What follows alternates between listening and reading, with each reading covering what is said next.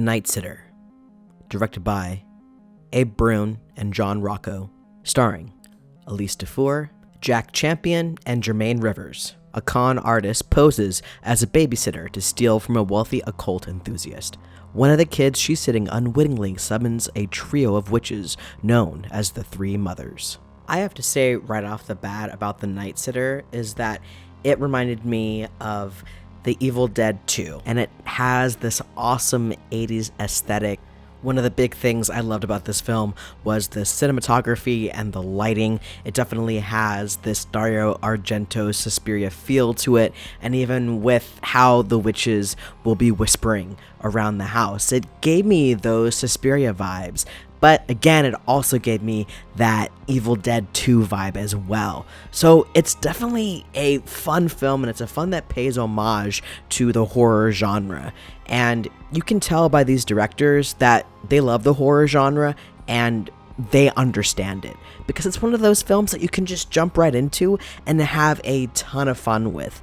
This is one of those films where you definitely have to suspend your disbelief when you go into this, because it just goes all over the place. It's a wacky movie, and you have to know going into this as well that it is a horror comedy, and it's pretty damn funny.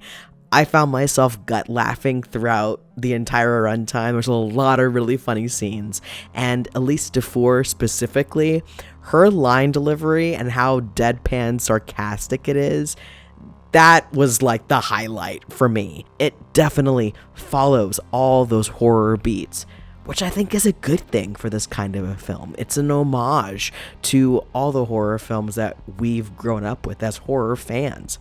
The other piece that I loved about this film is the soundtrack.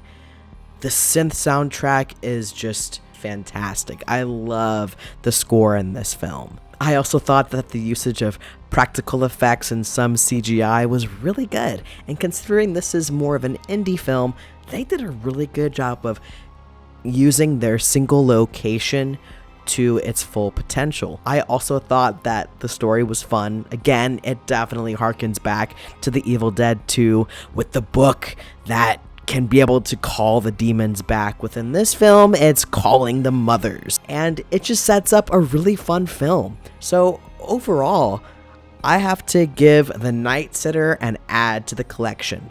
This is a film that surprised me. This came out of nowhere. I hadn't really heard anything about it until very recently. And when I had the chance to watch it, I had the best time with it. And I thought it was just so much fun. Hey, what is up, guys? Thank you so much for checking out this video review of The Night Sitter. Be sure to check out the Desmond Flicks podcast and The Horror Returns. We did a collab where we interviewed the directors of The Night Sitter. Don't forget to leave a like if you enjoyed this video, and if you want to see more content like this, be sure to hit that subscribe button. Thank you so much for coming by, and I'll see you guys next time.